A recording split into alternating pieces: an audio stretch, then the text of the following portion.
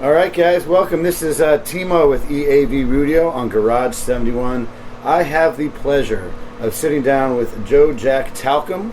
You may know him from the Dead Milkmen. He is currently on a solo tour. He is here in Atlanta, and I get to sit down and talk to him. Welcome, and thanks for talking to me, Joe. You're welcome. Thanks. So my first question, who do you think you are? I'm Joe Jack Talcum of the Dead Milkmen. And that's who I am. That's who I was for, 30-odd years. I am playing acoustic guitar now, more than electric, but the Dead Milkmen are, I would not say still together, we're together again, and I play electric guitar with them, and right now the Dead Milkmen are working on another album. I've lost track of how many albums that is, probably 12. Maybe 13, but currently right now what I'm doing is an acoustic solo tour where I play acoustic guitar. I revisit some old Dead Milkmen songs. I try to focus on, besides Punk Rock Girl, and on songs that the Dead Milkmen just don't play anymore or have very rarely played live, and also my own solo work that I've been home recording since all the way back in 1984, and I've been continuing to do to the present day. And so I'm doing stripped down versions of all those songs where it's just guitar, harmonica, and me singing. Nice. I've been doing this sort of thing on and off for the past 10 odd years. And back home, the Milkmen are collaborating on, like I say, new songs where about once a week we all get together in a room and hash things out and rehearse each other's songs until the idea is to get them really well rounded and record them. And you answer strange questions that the Dead Milkmen would answer once a week on the YouTube page. Well, yeah, that was Rodney's idea, and it's actually been a pretty good idea because we got a lot of positive response from that. Yeah, strange questions. We each ask each other strange questions. Well, I want to talk about the Dead Milkmen a little later. Okay. But first, I actually want to focus on your solo stuff, which is you and the acoustic. Over the years, I know you've had a ton of side projects. You went by Butterfly Joe. You had Touch Me Zoo. What are some of the other ones that you have done that people can look out for and can find? The Town Managers is one of the more obscure ones. That was a trio that morphed into the Low Budgets, a little less obscure, where I moved from playing guitar to playing old vintage organ from the 60s, Japanese ripoff of a Farfisa.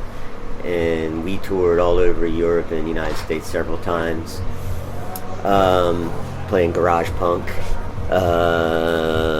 Heroes of ours were like the Mummies and Phantom Surfers, stuff like that. I was in a band called Touch Me Zoo. Yeah, you mentioned that. I only played a couple times live, but I was in a duo called the Cheesies where we did home recordings. That was my roommate for a long time, Brian Michael. He also produced one of the Low Budgets albums. I know I've been active a lot with people here and there. I have a noisy project called The Headaches with 2 H's instead of 1 H, because there's already another band called The Headaches with 1 H. Well, for everybody out there, is there any place where they can find some of this music if they're looking for it? Yeah, the Cheesies are up on my webpage. So if you go over on the audio section of jacktalcum.com, you can find that. The Headaches have a Bandcamp page, which the bass player of the Dead Milkmen runs. He's actually one of the secret members. I probably shouldn't say that. And the Low Budgets also have a Bandcamp page where everything that we've ever released practically is there for free download. And Spotify has that stuff too if you don't want to download stuff. If you want to stream on Spotify, the Butterfly Joe's on Spotify. The only hard things to find are the Town Managers and Touch Me Zoo. But some of the Touch Me Zoo stuff is on my audio spot on my webpage, jacktalcum.com. I did see those. I was actually looking for the Touch Me Zoo. I had a cassette that you actually sent me back in the late 80s, early 90s. Oh yeah, by mail, the old way we used to do things. You sent me a cassette tape. Yeah. And it was the one that had key lime pie and drug sniffing dog on it. Oh yeah, the self-titled album. That was a fun one. I enjoyed that. What kind of process do you go through writing your songs for? It really varies. If I get an idea that's lyrical, I'll just go for that and see what music comes up later. But more often than not, I'll just have music that's half-baked, and I'll start thinking of what lyrics that inspires and finish it that way. And the collaboration with the Milkmen is what you'd probably expect from a collaboration, where somebody brings in half an idea and somebody else tries to make it real, or a real song out of it. Nice. So where else? You've been on the road on this tour for a couple dates, and you've got a couple more weeks that you're going. Where else are you heading so people that are listening to me can come and find you and see you? We're going back into Florida. We just came from Jacksonville, but we're going to see what's going on in Gainesville and Tallahassee and Orlando. Then we're going to go along the coast, Alabama and Louisiana. Going to hit Shreveport this time, as well as New Orleans.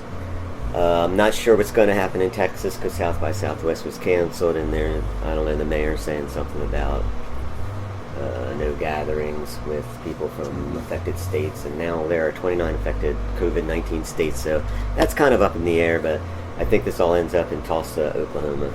Nice. So that would be this tour. You need to go and see Joe Jack Talcum, tour through the states. For the Dead Milkmen, you said, I was going to ask you about it. You already mentioned about it. You guys are actually recording. Any idea on a timeline of when we can see that? We haven't set a timeline yet for what we're doing in the studio, the real studio, but we're in a rehearsal studio, which you probably saw in the videos on YouTube. But the general idea is that probably, I'm going to guess sometime late spring or summer, we'll get the first batch, and then we'll do another batch. We're doing batch by batch until we think we have a good album. Are you doing it like you did with your last one, where we released a little bit? No, I think instead of doing the single thing or the EP thing and then putting it all together, we just want to get a whole album out there. All right. Also, I think we already have something in the can that's probably going to come out in the summer as a single, but who knows? We will see. We can hope. One last question. I get some fun answers from different people that I've talked to. You've been doing music for a hell of a long time. I'm sure you have seen some crazy things on the road. What's one of the craziest things that you've seen happen at your concert that your fans were just kind of like off their rocker? Oh, well, this happened not too long ago in Ocean City, Maryland. I don't know if you're familiar with that place. But I was playing a show, stageless pub, known for their barbecue pit. The barbecue pit, good stuff. But and as far as I know, this was a free show, and this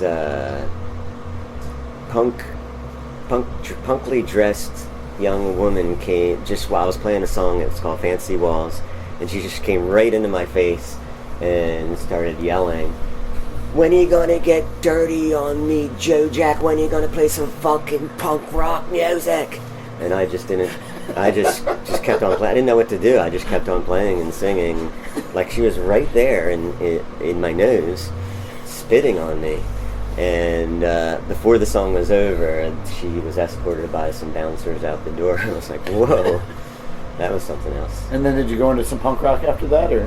Yeah, I played Punk Rock Girl, and I don't know what she meant, because I started the set, I thought, with Dean's Dream, really a fast version of it, but that I don't know where she was. I'm only acoustic, and how I try to cover all the bases, but I guess she was getting anxious. I think she may have been on drugs. That's always a possibility. No, you never know. Some people just get real excited. Yeah. She called me Joe Jack, so she knew. She knew who you were. She knew where I was. She wasn't just somebody off the street. She had a thing for you. Nice. Well, hope she heard that. If she listens to Garage 71, she'll hear it. I want to thank you again for giving me just this short amount of time to sit and chat with you. I hope the show goes great. I am very excited to see it. Oh, yeah. Thanks. And so, guys, this is Timo from EAV Radio on Garage 71 signing off. Keep it light and take it easy. See you next time.